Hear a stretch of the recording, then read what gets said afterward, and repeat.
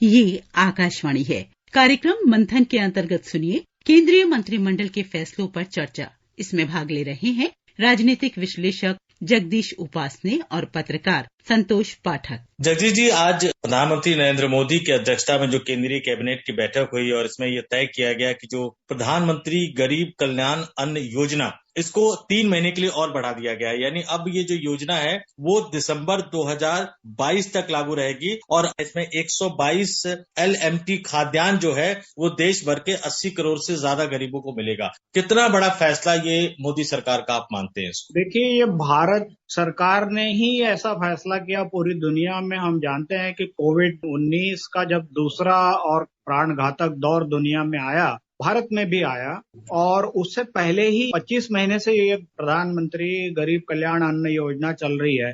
25 महीने से किसी भी देश में दुनिया के गरीबों को 5 किलो प्रति व्यक्ति प्रति माह राशन परिवार के देने की योजना विश्व के किसी भी देश में नहीं चल रही है, सिर्फ भारत में चल रही है। अब तक सरकार जो इस पर सब्सिडी दे चुकी है वो लगभग 4 लाख करोड़ की सब्सिडी है, जो 6 किस्तों में लगभग दी जा रही है। 3.45 लाख करोड़ की सब्सिडी अभी तक खर्च हो चुकी है। राज्यों का भी इसमें शेयर है, लेकिन ये सेंट्रली इनिशिएटेड और सेंट्रली फंडेड योजना है और 3 महीने बढ़ाने का इसका जो उद्देश्य है केंद्र सरकार का, जैसा प्रधानमंत्री ने भी कहा कि गरीबों को जो त्योहार का सीजन है, उस त्योहार के अब हम जानते हैं कि अभी नवरात्रि चल रही है, फिर दशहरा आएगा, ईद मिलादुन नबी आएगी, दीपावली आएगी, छठ पूजा आएगी, गुरु नानक देव जयंती आएगी और दिसंबर में जाकर क्रिसमस आएगा। समाज का जो एक बड़ा गरीब तबका है, 80 करोड़ लोगों को पूरे देश भर में इस योजना का लाभ मिलेगा। कोविड में सबसे ज्यादा ऐसा लाभ मिला है और इस योजना का पर्पज यही है कि जो समाज का अंतिम व्यक्ति है,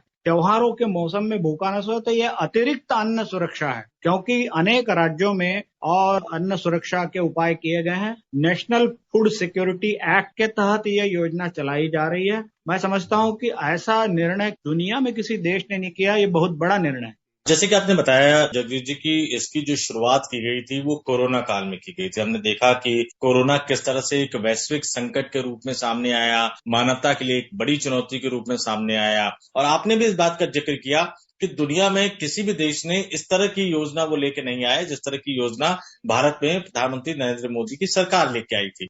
लगातार इस योजना की अवधि को बढ़ाते जाना, भारत में जो 80 करोड़ लोगों को जो अनाज मिलेगा उनके जीवन यापन पर और भारत की सामाजिक व्यवस्था पर, अर्थव्यवस्था पर इसका क्या सकारात्मक प्रभाव आपको लगता है पड़ने जा रहा है?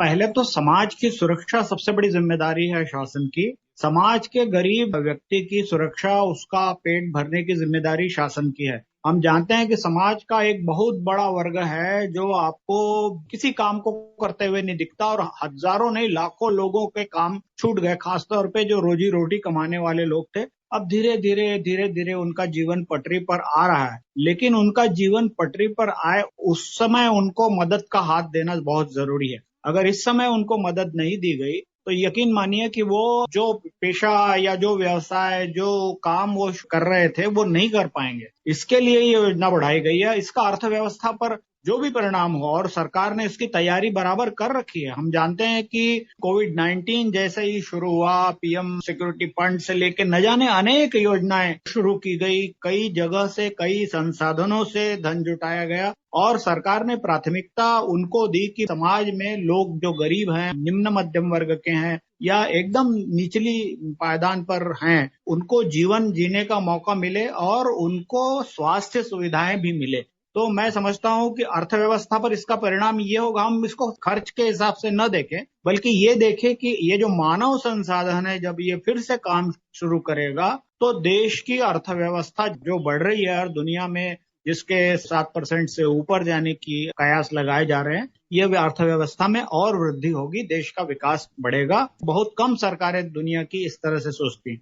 अब इस नए परिप्रेक्ष्य में जब इस योजना की कार्यावधि को बढ़ा दिया गया है तो पूरे देश में जो आबादी है 80 करोड़ से ज्यादा लोगों को ये अनाज दिया जा रहा है, तो उनके जीवन में किस तरह से इसका जो प्रभाव है वो पड़ने जा रहा है इस योजना को बढ़ाने की वजह से? देखिए, गरीब के जीवन में थोड़ी सी भी मदद उनको मिल जाती है तो उसका बहुत सकारात्मक परिणाम होता है। हम केंद्र सरकार की अनेक योजनाओं में वो देख रहे हैं जो पहले वो चीजें कभी नहीं हुई, वो चीजें हुई हैं और ये जो योजना है ये गरीब का जीवन एक तरह से फिर से पटरी पर लाने वाली योजना है। घर में अगर 5 लोग हैं तो 5 किलो 25 किलो होता है हर महीने का अनाज, तो उसके तो खाने की चिंता मिट गई ना। तो पेट में अगर अन्न है तो वो काम शुरू करेगा, और काम शुरू करेगा तो वो उसकी प्रोडक्टिविटी का परिणाम देश की अर्थव्यवस्था पर होता है। तो हम इसको समझें कि ये गरीब का कल्याण करने वाली ही नहीं, अर्थव्यवस्था को बढ़ाने वाली भी योजना है। तो केंद्र सरकार ने ये सोचा है, इससे गरीब के जीवन में बड़ा बदलाव हुआ है, और वो जो काम पहले करता था हो सकता है उससे अच्छा काम वो करने लगे। मैं समझता हूं कि प्रधानमंत्री गरीब कल्याण अन्न योजना जो है वो इसमें एक बड़ा रोल निभा रही है, और 3 महीने बढ़ाने से त्योहारों में ही सबसे ज्यादा जरूरत पड़ती है। आज एक बड़ी जो खुशखबरी है जगदीश जी, वो केंद्रीय कैबिनेट की बैठक से केंद्र सरकार के कर्मचारियों और पेंशन भोगियों को लेकर भी आई है। केंद्रीय कैबिनेट ने 1 जुलाई 2022 से जो केंद्र सरकार के कर्मचारियों और पेंशन भोगियों को 4% की दर से लिए महंगाई भत्ते और महंगाई राहत की अतिरिक्त किस्त जारी करने की मंजूरी दी है। इस फैसले को कैसे ये अच्छी बात है। एक तो पहले मार्च में और 7वें वेतन आयोग की जो सिफारिशें थी उनके अनुसार केंद्र सरकार ने केंद्र सरकार के कर्मचारियों और पेंशनधारियों का 3% डीए महंगाई भत्ता बढ़ाया था। उस समय टोटल महंगाई भत्ता केंद्र सरकार के कर्मचारियों और पेंशन भोगियों का 34% हुआ था। इस बार 4% डीए बढ़ने से और ये 38% के लगभग हो गया है, और 50 लाख के आसपास केंद्रीय कर्मचारी है और 62 लाख पेंशनर्स हैं। तो उनके लिए भी ये त्योहारों का एक तरह का उपहार है जो केंद्र सरकार ने उनको दिया है। लगभग 12,000 करोड़ के आसपास सालाना इस पर खर्च होने का अनुमान है, जो केंद्र सरकार जिसकी व्यवस्था बराबर करके रखती है। तो केंद्र सरकार के उन कर्मचारियों के लिए जिन्होंने कोविड पीरियड में काम किया, अब तो बहुत सारी योजनाएं ऐसी हैं जिनमें केंद्र सरकार के अनेक मंत्रालय और विभाग काम करते हैं जो प्रोडक्टिविटी से जोड़ दी गई है। तो मैं समझता हूं कि ये उनके लिए उपहार भी है केंद्र सरकार के कर्मचारियों के लिए, और उनकी कार्य क्षमता का एक पुरस्कार भी है। एक बड़ी बात जगदीश जी जो आज की कैबिनेट से निकल कर आई है कि एक तरफ सरकार ने सरकारी कर्मचारियों को, पेंशनरों को, दूसरी तरफ देश के 80 करोड़ लोगों को सौगात दी है, और इसके साथ ही साथ देश का आधारभूत ढांचा कैसे विकसित हो, कैसे देश के विकास को गति मिले, इसको लेकर भी सरकार ने एक बड़ा फैसला किया है। नई दिल्ली रेलवे स्टेशन, छत्रपति शिवाजी और अहमदाबाद रेलवे स्टेशन के पुनर्विकास के लिए 10,000 करोड़ रुपए की राशि को स्वीकृति दी है सरकार ने। तो ये कितना बड़ा फैसला है भारत में रेल नेटवर्क के विकास और विस्तार को लेकर, और खास तौर से विश्व स्तरीय रेलवे स्टेशन बनाने को। भारतीय रेलवे देश का सबसे बड़ा रोजगार देने वाला संस्थान है। अर्थव्यवस्था का पहिया चलाने वाला भी सबसे बड़ा संस्थान है। 11 लाख के आसपास रेल कर्मचारी देश भर में काम करते हैं, और केंद्र सरकार अगर अपने स्टेशनों को, जो प्रमुख शहरों के स्टेशन हैं, खासतौर पे जहां औद्योगिक गतिविधियां ज्यादा है, गुजरात में हो चाहे महाराष्ट्र में हो, तो जहां औद्योगिक गतिविधियां ज्यादा है, जहां विश्व से निवेशक आते हैं, कंपनियां आती हैं, कर्मचारी आते हैं, और जहां पर विभिन्न प्रोजेक्ट्स केंद्र सरकार के, बहुराष्ट्रीय कंपनियों के या साझा तौर पर चल रहे हैं, वहां विश्व स्तरीय स्टेशन निर्माण करना, विश्व स्तरीय रेलवे स्टेशन बनाने से सिर्फ अर्थव्यवस्था के दृष्टि से ही आप न सोचे, उसको पर्यटन की दृष्टि से भी सोचे कि किस तरह अपने शहरों को हम खूबसूरत बना रहे हैं। इतनी बड़ी राशि केंद्र सरकार ने रखी है इन रेलवे स्टेशनों के आधुनिकीकरण के लिए और उनको विश्व स्तरीय बनाने के लिए। हम दुनिया में जो लोग जाते हैं भारतीय, वो देखते हैं कि हमारे स्टेशन ऐसे क्यों नहीं हो सकते। हो सकते हैं, अगर सरकार चाहे और उसकी राजनीतिक इच्छा शक्ति हो तो वो जरूर कर सकती है। इसका लाभ सिर्फ सौंदर्यीकरण के नाम पर ही नहीं मिलता, इसका लाभ उद्योग धंधों को मिलता है, अर्थव्यवस्था को मिलता है, और पर्यटन के रूप में भी ये जाने जाते हैं। जब से मोदी सरकार इस देश में आई है और हम देखते हैं कि स्वच्छता अभियान के तहत स्टेशनों को सबसे पहले चिन्हित किया गया, और स्टेशनों के प्लेटफॉर्म, यहाँ तक कि स्टेशनों में जो रेल की पटरियां हैं उनको भी सफाई अभियान से साफ रखा जाता है। तो स्टेशनों पर ध्यान क्यों दिया जा रहा है? क्योंकि वो करोड़ों लोगों को हमारी ट्रेनें ढोती है। दुनिया में इतने अधिक यात्रियों को ढोने वाली ट्रेनें भारत के बाद चीनी है, जो इतने यात्रियों को, रेल यात्रियों को ढोता है, और हमारी रेलें इतना सामान ढोती है। तो ये बहुत ही अच्छा, बहुत उम्दा, बहुत उत्तम, अर्थव्यवस्था के हिसाब से भी बहुत अच्छा, पर्यटन के हिसाब से भी बहुत अच्छा उपहार है।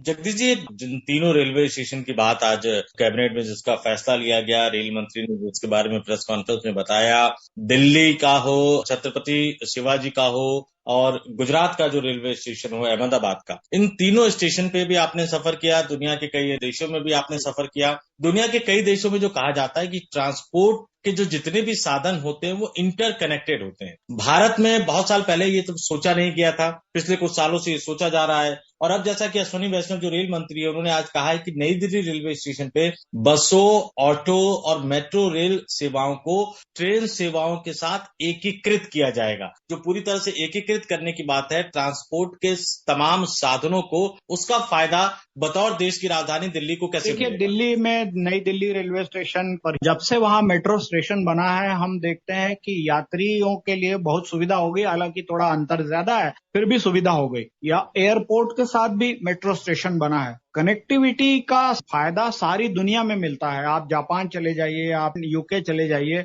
आप देखेंगे कि यहाँ तक कि उनके जो बड़े मॉल हैं वहां तक उनकी मेट्रो चली जाती है, या मेट्रो जैसी साधन है परिवहन के, वो वहां तक चले जाते हैं और आपको बिना तकलीफ के और यात्रा करके आप वहां पहुंच सकते हैं अपने गंतव्य तक। मैं समझता हूं भारत में ये जो विचार आया है, अब मोदी सरकार के आने के बाद ही आया, बंदरगाहों तक कनेक्टिविटी हमारी रहे, बंदरगाह, सड़क, हर रेल नेटवर्क, सड़क नेटवर्क, जल परिवहन का नेटवर्क, ये सारे नेटवर्क और हवाई यात्रा का नेटवर्क, इन सारे नेटवर्क को अगर आप इंटरकनेक्टेड कर देते हैं तो उसका फायदा न केवल यात्रियों को मिलता है, उसका सबसे बड़ा फायदा देश के विकास और उन्नति में उसका बड़ा फायदा मिलता है, क्योंकि अर्थव्यवस्था तेजी से बढ़ती है। इंटरकनेक्टिविटी हमेशा, हम देखते हैं कि गांवों तक जब पक्की सड़कें बनी है, प्रधानमंत्री ग्राम सड़क योजना से लेकर आप इस योजना तक चले आइए, तो आप पाएंगे कि गांव जैसे ही कनेक्ट होता है सड़क से, उसकी तस्वीर बदल जाती है। देश में मेक इन इंडिया जो बड़ी योजना है वो पूरी होती है।